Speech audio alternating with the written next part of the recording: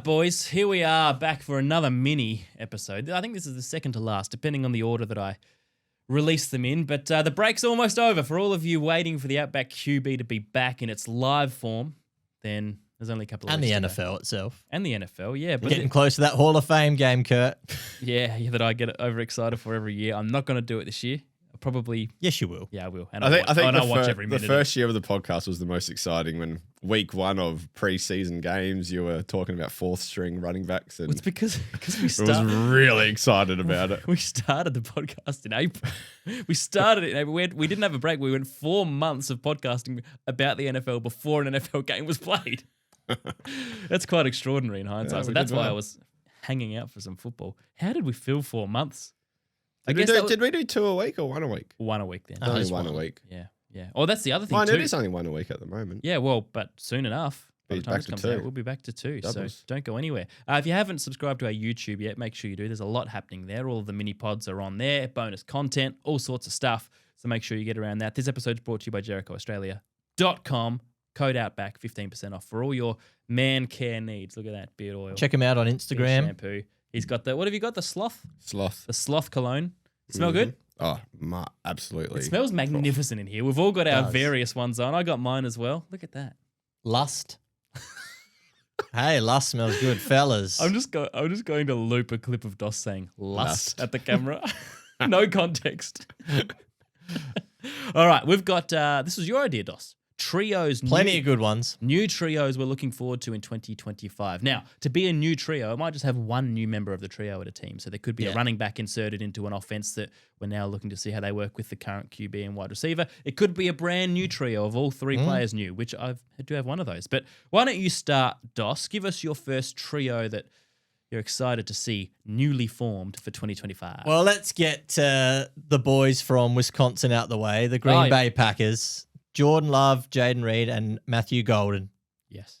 Now, Green Bay's offense, and Hawley, you've alluded to this many times, 4 young receivers over the past 2 years where they've shared a lot of the targets and receptions and tried to be as dynamic and as unpredictable as they could be. But Jaden Reed has led the team over the past 2 years in receptions, receiving yards, and receiving touchdowns, and seconds in yards per target, but he hasn't consistently been able to carry the load, fair to say. Yep. And there was a drop-off back end of last season as well, where he seemed either out of sorts or just out of form. But GM Brian Gutekunst met with Jaden Reed and his agent a couple months ago and just reassured him that he should still get the lion's share of the targets next season in Green Bay as the number one. And that was after the draft, where they'd taken Matthew Golden, first time in 25 years or thereabouts since Green Bay took a wide receiver in the first round of the draft. Yep. 58 catches, 987 yards, and 9 touchdowns at 17 yards per catch last season for Matthew Golden. And we know that Matt LaFleur has that big desire, or strong desire, I should say, to create those big explosive downfield plays. And Golden was the fastest offensive player in the draft. And with Christian Watson out, coming off the ACL that he did the last week of the season last year, he's going to miss a fair chunk of this season. That gives Matthew Golden the chance to be the perfect deep threat. Not only is he's a sharp route runner as well, but excellent hands. Jordan Love was aggressive last season on his big throws, right? It was 5th in the league. Yes, ranked 5th in the league for passes thrown more than 20 yards down the field. Problem was 18th for completion rate. Few overthrows, a lot of drop passes in there as well. Golden has very good hands, sure hands, which is why I love this pick when it was announced on draft night for a start. But just to see the dynamic, ability or excitement that this trio can bring to Green Bay on offense the upcoming season, with, of course, Josh Jacobs in the backfield, should have the Packers looking different, and it will even look even better when Christian Watson comes back into the team. So from week 1, I'm excited to see this 3. He does feel like a missing piece, doesn't he, Holly? And I think the positive for Jaden Reed is that Golden will be that downfield threat. Oh, yeah. So Reed is still going to be in the slot, getting these targets in the slot underneath, and it's not really going to affect him. Because a lot of the time, if you draft a wide receiver in the first round, and if you haven't drafted a wide receiver in the first round for how many years, the other wide receivers on your roster are probably thinking, oh, that kicks me back down the list, doesn't it? But for him, it probably opens him up even more. Yep. Which is why I love it. Like it, Doss. I'm going offensive as well. I have a feeling there'll be a lot of offensive players. I didn't even realize this was a defensive. It could have been a defensive exercise. It was just an offensive trio exercise. Oh, was it? It was. Have you gone sweet. defense? No, I went offense on all three, so that was just. So did I. So that's I've gone the Tampa Bay Buccaneers because they've done exactly what they needed to. They have had a fantastic duo in Mike Evans and Chris Godwin for the last 5, 6, 7 years there, and they've served them well. But Evans is now 31.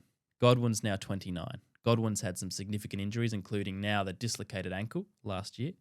And so they first started looking forward to the future last year when they drafted Jalen McMillan, and he went 470 yards, 8 touchdowns. He was all right for a receiver. third. Had a good rookie year behind those two. I thought he looked good. Had a good rookie year, and now they've gone Egbuka in round 1, pick 19. And I like this guy. I was raving about him from Ohio State all draft. I wanted to see him go to various teams, and he ended up going to the Bucs. So the trio this year is Evans, Godwin, and Egbuka that I want to see. But do we add a fourth in there? Does Godwin, with missing some time, how does McMillan go in that trio as well? Because that's the trio going forward. And I think these two are good enough, McMillan and Egbuka, to be the 1 and 2 long term. I don't obviously want players to get injured, but if Godwin and Evans did get injured, I wouldn't be super disappointed because then we get to see McMillan, and Egbuka take over that offense. Well, I think eventually they will. They just will. They will eventually. Yeah. I don't know if they will this year, but No, not this year. Yeah. But they will. But it'll just be fun to see them take over this year, just because they're the only two guys that are left. See what they've got. And see how they go about it. Because we've spoken about him being the JSN of the Seahawks. How his first year was JSN's there, but then now last year he kind of took over, and now this year with DK gone, Tyler. Jason is going to be the guy there. Tyler Lockett is no longer there. But so Jason is going to be number 1 guy, and I can see Egbuka being that in the next couple of years. Jason. Who are we talking about? Smithing Jigba. Oh, Jackson. Jackson. Yeah, Jason. I got confused. Jackson. We went from one team to another. Then you started using first names, and I got completely lost. all he loves Sorry dropping about a first name. So that's my trio at Tampa Bay. I think that'll be an intriguing. Well, it's just so exciting because we love Baker, and Baker just loves slinging the ball down the field. He takes risks, and he will get the most out of McMillan and Egbuka.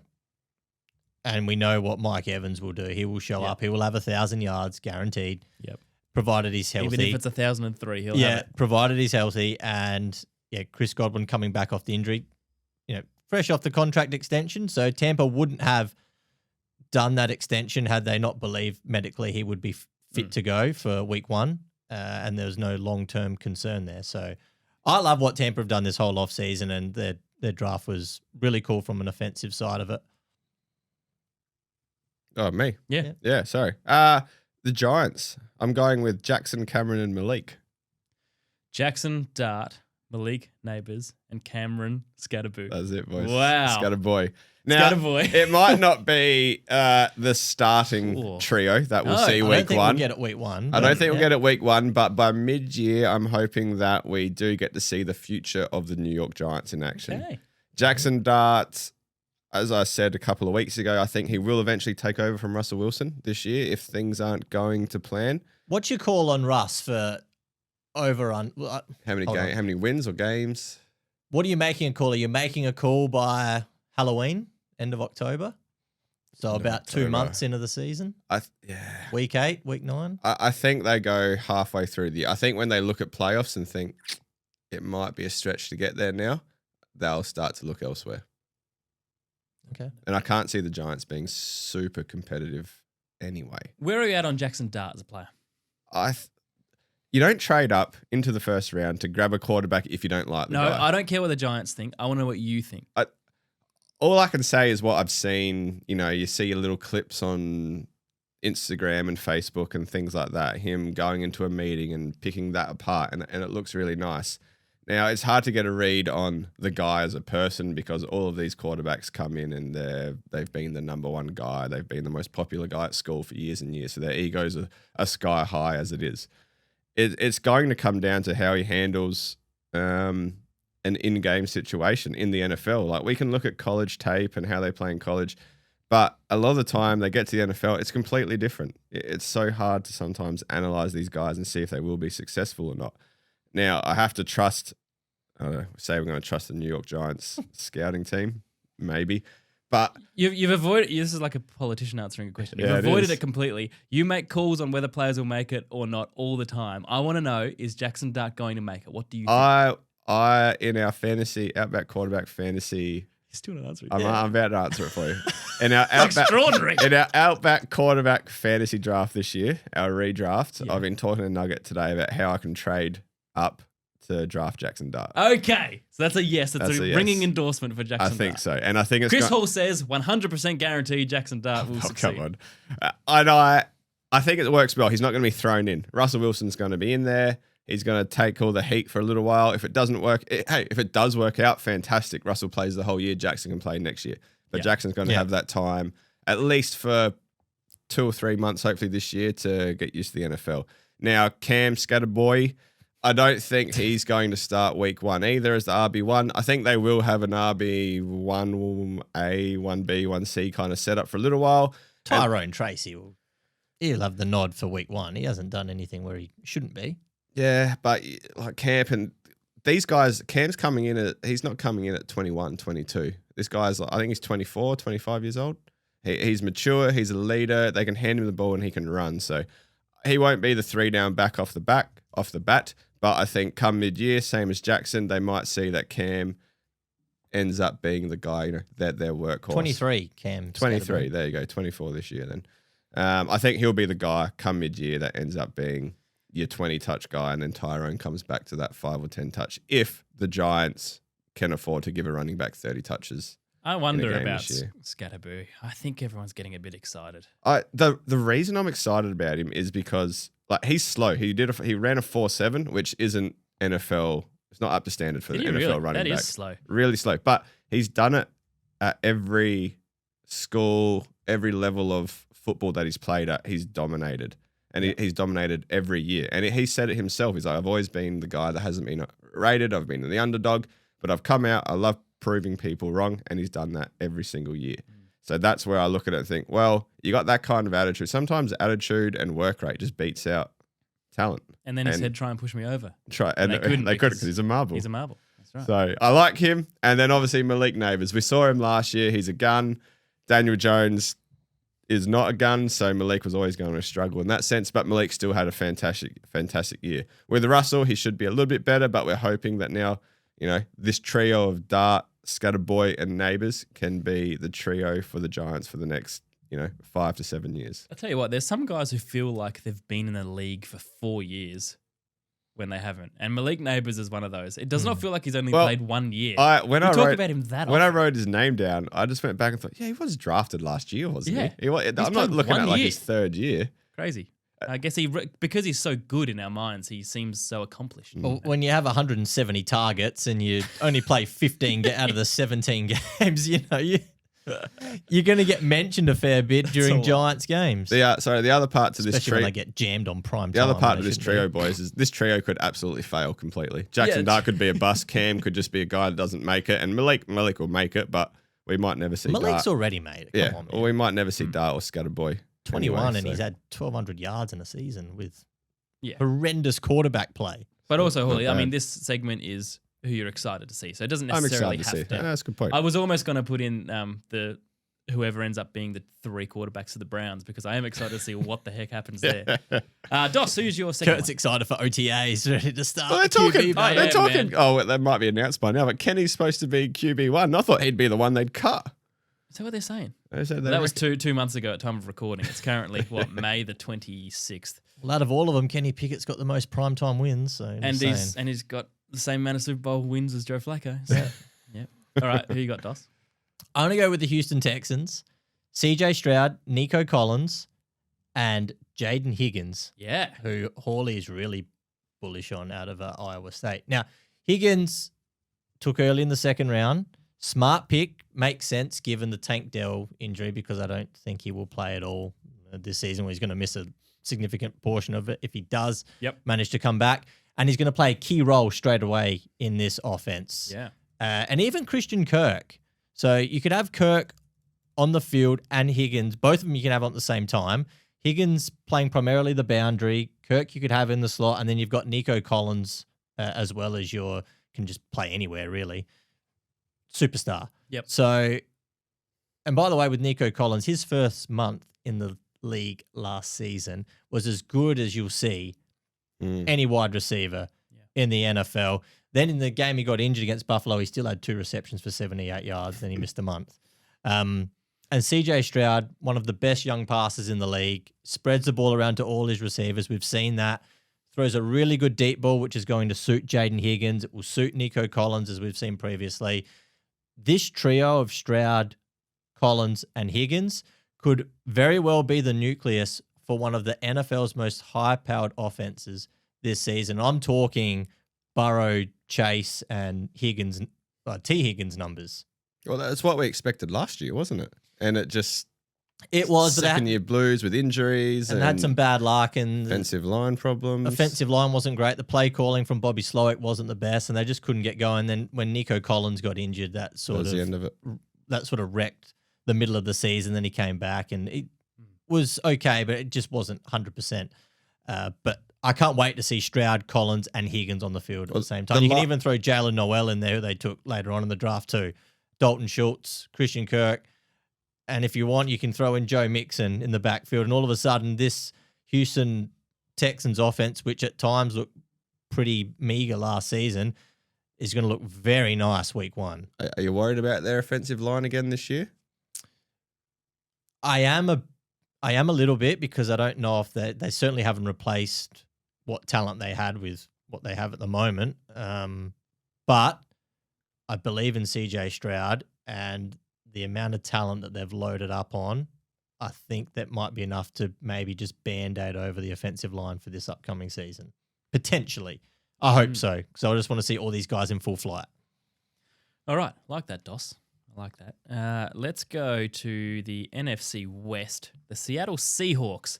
I've got a completely brand new trio there. They've got Sam Darnold at quarterback. They've got Cooper Kupp at wide receiver, and they picked up a new guard in the first round, Dos, in Gray Zabel. You're going to bring Gray Zabel in as your... This is unbelievable. You know what? It's not unbelievable. You're excited to watch a guard play.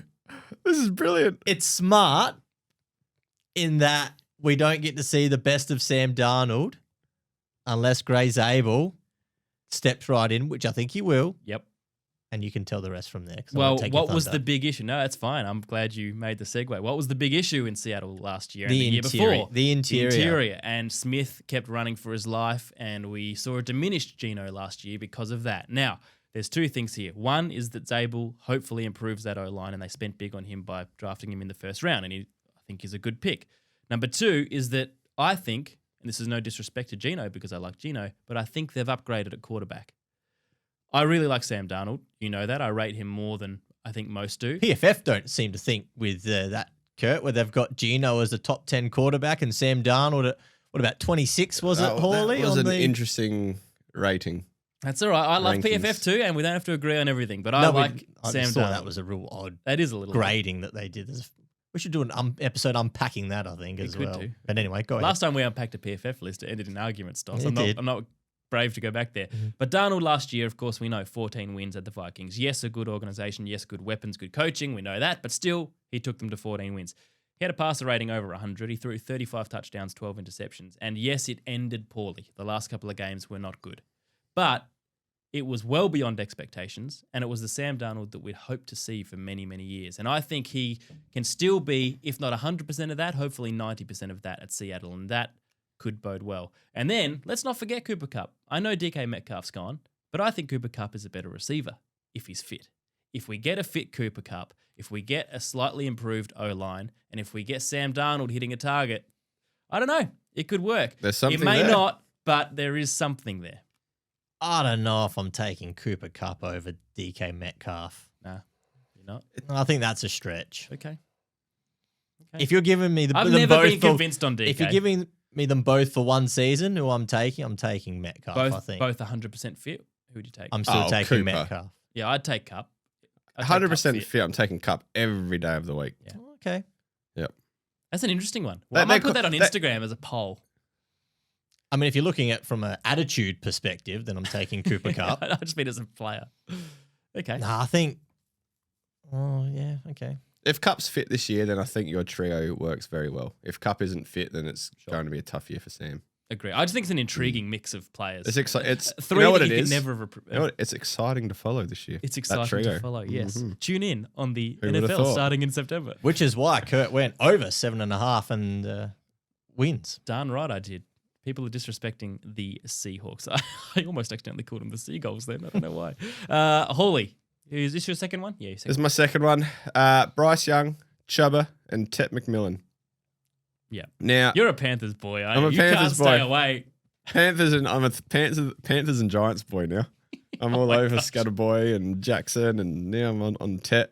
Now, my worry here is that the New York Giants of last year, could the Panthers be them this year with Bryce Young and Tet? They've gone and got their big wide receiver, Tet. They did that last year in New York with Malik. Yep. That didn't help Daniel Jones. Right. He sucked. He's gone now. Bryce, at the end of last year, his last 6 to 8 weeks were quite good.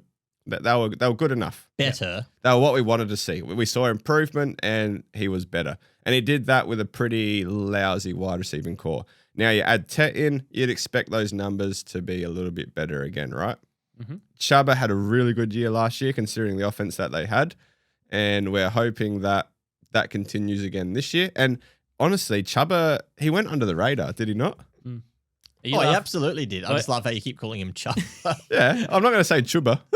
I think Chubba Hubbard's a way It's better name. Chubba, 100% Chubba. Well, it goes well with Hubbard, doesn't it? Chubba Hubbard. Chubba had a pretty underrated year last year. Bryce came good at the end of the year. Tet is this big wide receiver one that I've seen one clip of him running a route and he looked smooth. So he's obviously going to be a star. But this is a little trio that I'm really excited to see this year. It's probably more the Bryce Tet connection, but you add in old Bubblegum Boy, and it makes a nice trio. Chubba Hubbard, Bubblegum Boy. Yeah. Tet McMillan. The bubble boy. I don't hate Tet McMillan. I just don't think he gets enough separation for what I'd like to see for a receiver taken that high. That's my only concern. You think he was a reach? Well, yeah, I had him falling a little bit later on in the first round, but not significantly greater. I mean, he doesn't need a heap of separation. He's 195 centimeters and 105 kilos. Yep. He's a pretty big boy. Not allowed to say player weights these days, Chris. Oh, sorry. Well, Not on this podcast, say that mate. we can All There right. you are. he's got the college. Of course, I was joking, Dos. He's got Oh, the okay. college production there, Dos. 2,700 yards and 18 TDs over the last 2 years. Look, he does. He was great for Arizona. I'm just. That's it. Still just college football, isn't it? Yeah. Yep. All right, we've got one each to go. For what it's worth, I can't wait to watch the Panthers this year. It could be anything. Could be absolutely anything. Dos? Oh, well, I've saved one of the better trio. Wait, did you have Washington in your final trio? Oh, gosh. Tune out. Oh, my gosh. It's going to be The Washington Commanders offense last season Terry, was Terry, and Terry. fourth in every episode. He has Fourth- to work his way into it. fourth in EPA, fifth for points scored, seventh in EPA per pass, and that was with Terry McLaurin as the lone key option, albeit Olamide Zacchaeus and Diame Brown had career best seasons. That was on the back of... The career best seasons aren't much anymore. Well, are they? McLaurin had over 400 more yards, 16 more receptions, and 26 more targets than the next best receiver there. So to say that he needed help is an understatement. What were Terry's numbers? Have you got his numbers there? I don't have them in front of me, no. But you get can him. look them up now if you want. I'll get him. Just shy of 1,200 yards, I know that. Terry McLaurin stats. It was 1,100 and- 2024. It was 1,096 and 13 TDs. 13. So 18 they're TDs. probably mid numbers, would you say, Kurt? Excellent. Top 13 TDs, pretty good. Come on, let's top get five, on with this. Top five wide receiver. Now, he is, and he needs, if he, at time of All right, recording, who else is in your trio? at time of recording, he still hasn't been offered a contract extension, and that needs to get done. There's a Adam reason Peters. that happens because it's shit. Just, you're disrespectful, all right? Calm down. Debo Samuel comes in. They get him, 5th round pick. San Francisco in that trade, first sort of major trade. Adam Peters is done. But my only concern is for a player that's only missed 9 games in the last 4 seasons, it feels like he's missed a lot more than that, or he's always banged up. So that's my concern on Debo Samuel. However, he does bring unpredictability, very good yards after the catch, sharp route runner, excellent hands. So how Cliff Kingsbury will use him in this offense is what is exciting me, just because it adds that extra bit of unpredictability that maybe we didn't have, or that explosiveness that Brian Robinson, Austin Eckler, and any of the other really wide, and obviously McLaurin can, but none of the other wide receivers can really offer, for the Commanders at this stage. And then Jaden Daniels, Offensive Rookie of the Year, box office, 2 road playoff wins, was absolutely clutch in the regular season. Can he avoid the sophomore slump? And if he does, he'd be very close to it. Many people, I think, would have him close to a top 5 quarterback right now. He'd be on the edge. Most, I think, would have him probably somewhere between 6 to 7, I would say. Yep. Some might have him as 5. Some probably might have him as low as 8 or 9. But he's somewhere in that range. If he takes Washington to either a division win this season and back to the playoffs, he's well and truly top 5 quarterback consideration. But he just brings so much excitement, not just for the fan base, the Washington fans, but just for all of us as neutrals watching is just brilliant. And I can't wait to see him. They've got a lot of primetime games next season, which is great. So we're going to see a lot of Jaden Daniels and this Washington Commanders offense. And I'm excited to see what they put up, because last year I mentioned all those, top 5 metrics at the start. And that was really just with Jaden Daniels and Terry McLaurin carrying the lion's share of that. So let's see what it looks like this year with some tweaks and Cliff Kingsbury again on that coordinating that offense. Yeah, Debo is interesting. He can send them to the moon, or he can send them into the sun. I don't know what to think of Debo. Well, like you said, they did all of this last year without Debo. So anything he can... I'm saying he could disrupt things. Oh, you think he could really? Yeah, I don't know. I mean, I assume it's going to work out well, and I like the culture there for a fit. But I'm just Adam Peters has known him from his time in San Francisco, right? So there's that relationship there. He wouldn't have gone out. Fair point. Traded for Debo Samuel if he didn't think he was going to make a significant impact and improvement on this offense. Yeah. No, I agree with that. I agree. Given the moves that he's made so far as GM, it's hard to question him. Oh yeah, he's hardly put a foot wrong. And they brought in Laramie as well. It's all happening. Yeah, well, I could have thrown in Laramie Tunsil as a offensive trio that I was excited to see, but not quite Gray Zabel's caliber. But let's go. No more guards in this one. This is my last one, and then Hawley's got his, and we'll wrap it up. I've got the Chargers, the 3 H's. Good call. Herbert, Hampton, and Harris. Now, he's got 2 new running backs to work with. The Gus Edwards, J.K. Dobbins thing is done. We've moved on. It's a new era now. So how does Harbaugh manage this trio? How much does Herbert throw the ball this year? How much Harbaugh ground and pound is going to be used? We talked about it a few weeks ago on the main show before we went on break. Harris versus Hampton. What's the usage there? Is Najee Harris the goal line guy? Is Hampton the everything else guy? Do they ease him into it? I don't know. He's a first-round running back. You think they use him pretty heavily. So I'm really interested to see what Jim does with this. I think they could be a powerhouse, but you also have to factor in the Chargers. They also have some wide receiver weapons now. They've got Ladd. They've drafted Trey Harris. They've got who I thought you were referring to when you mentioned Harris. Could be the 4H. No, well, this is just you went the running back, and I thought you were going sorry, Trey Harris I meant well. Najee. Yeah, I meant Najee. Well, yeah, make it 4 H's, whatever. You can put them in. Then Mike Williams is back as well, but he doesn't fit. Quentin Johnston. They've just got a lot more names in these areas than they did a couple of years ago, and some proven performers in there too. So, yeah, really interested to see how it shakes out. Well, we spoke about the Chargers last year with J.K. Dobbins. When J.K. played and played well, the Chargers often won. Yep. And I think we went through their record. When J.K. wasn't playing or didn't have many carries, they most of the time they really struggled. So now they've added 2 running backs into the mix. Hampton goes down, Harris can work it. If Harris goes down, Hampton can work it. If they're both fit and healthy, then you've got 30 pretty solid carries right there. Yep. So I think it's a great fit for the Chargers, and it is pretty exciting for the Chargers fan base this year. You love the trio, Dos? You love the quad? Oh, I do. I think it's a quad. And then of course just Ladd McConkey. Who he's already there. He's not a H though. Well so established, not a H, so didn't mention it. I was bullish on the Chargers 12 months ago. I thought they would make the playoffs. Yeah. I really think with this team that they can give the division win a good shake. Now we'll rely on a bit of luck going their way and the Chiefs dropping off a bit, which Kurt, you think they might do based on some of your early calls on the Chiefs. I think if you're a Chargers fan, you're excited for next season. Like you're really bullish about your chances of going deep in the playoffs. I think that should be too. Interesting. Holy, give us your last one. The Patriots. Oh, yeah. Drake, Trevion, and Stephon. Drake Maye, Trevion Henderson, and Stephon Diggs. That's it, Curtis. Now, Stephon is 32 this year in November. Yes. So Concerning your Hawley off an ACL? yes. Okay. But we're going to roll with it because he's a new toy and he's Stephon Diggs. And the Patriots haven't had a toy like Stephon Diggs in a very long time. Drake Maye showed some pretty good signs last year. Henderson's obviously been a very, very good running back in college. Now, I still like Ramondre Stevenson. I always have. He's played in an offense that has struggled the last couple of years, and he hasn't been a great running back, but he's been solid. So you figure with a better offense, he will have some improved production. But I think that Henderson, Stevenson could be a bit of a combo as well. But the Drake throwing to Stephon, that is what I'm most excited about. Like I mentioned, we saw a bit of Drake last year. We liked a bit of what we saw. And now Diggs is in the mix, who is a proven receiver. Whether or not he is the Stephon Diggs of 3-4 years ago, he probably isn't.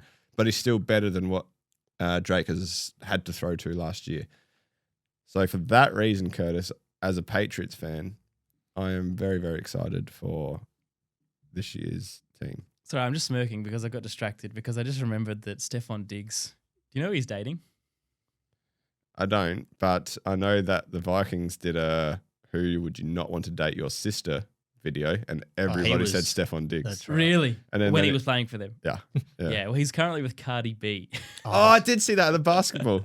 This was Yeah, like 2 months ago. yeah. And I looked up, what did I Google? Stephon Diggs' girlfriend. And the first article was Stephon Diggs' long line of girlfriends. So he has got a history. That probably makes dating sense. back to his Vikings days. But look, that aside, yeah, I do think it's intriguing. We've discussed how we're all in on Drake Maye, the Bright or Bleak segment, thanks to Sports Card World. He came up, so we talked about him. Henderson, yeah, look, I struggle a little to get too excited on running backs until I see them in the wild, you know? I mean, there's so much hype around a lot of them, and I know he was a second rounder, not a first, but some really surprise you for good and some really surprise you for bad. And until we see how he fits into this, I'm not sure on Henderson. But look, on paper, it's a pretty good trio, and it's certainly a lot more than the Pats had a few years ago, Dos. Oh, the Patriots are in a much better spot, and Vegas agrees. You know, their line this time last year was 4.5 wins. Now it's 8.5. Yeah, and obviously Mike Vrabel brings a bit of that, and the additions that they've made on the defensive side of the ball. But I am very excited to see Drake Maye this season. Came in after Jacoby Brissett started the first 3 or 4 games, I think it was, and they'd seen enough of that when he couldn't throw the ball more than about 8 yards down the field. The concern for me on Diggs, yes, coming off the ACL is one, but the production the last 2 seasons has dipped away. Mm-hmm. Now, if his knee is in, put it this way, if they can get 1,000 yards out of Stephon Diggs next season, I think that's a win for the Patriots. Oh, yeah, they'll be happy with that. Because they've got enough around him. If the Panthers can get, what did Adam Thielen have a couple of years ago? More than that, Yeah, I think. more than that. If they can get 1,100 yards out of him, then I think Pat should be able to get out of Stephon Diggs. Just thinking of it, to wrap this up, thinking about Pat's receivers, I should have done another trio. Patrick Mahomes, Travis Kelce, and Tyquan Thornton, because he's now at the Chiefs. Is he on there, Ross? That was in practice squad. I thought he was practice squad for a bit last year. Well, yeah, we'll wait and see whether he was almost a Super Bowl champion. Hey? He was almost a Super Bowl Was champ. he? Yeah. Oh, was he on the He was at the roster Chiefs at that last year. time? Was he Yeah, really? yeah, Okay. yeah. I completely missed that. Tyquan's there. Oh, yeah, his picture is in a Chiefs kit. So there you go. Interesting. Where is Tyquan Thornton in the depth chart here? Oh, yeah. For Have a the look at that. Chiefs. You got, because obviously Rashee Rice is coming back. Let's have a look here. He'd have to Hollywood be Brown should be fit all Hollywood year. Brown.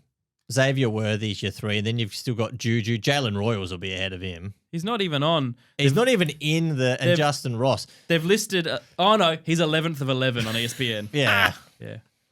Oh, He's behind Elijah Badger. I don't know who It's that another is. Bill Belichick offensive player drafted that's not really Do you remember when the anything. Pats gave up a second-round pick for Mohamed Sanu? Mo Sanu. Mm-hmm. Wow. He at least caught a couple of balls, didn't Just he? need to Mo? go back. I think and they grabbed 400 yards out of him. Oh, yeah. Oh, so that was Sanu on the decline. Oh, well, second-round pick would Grab say 400 differently. yards out of him. Extracted yeah. as much value as possible. All right, boys. Good ep. That's I think that's the longest mini pod we've done this season. 35 minutes. Just a couple of weeks until we're back properly, and we'll see you all next week with our final mini pod of the off season. See you then. See ya. Bye.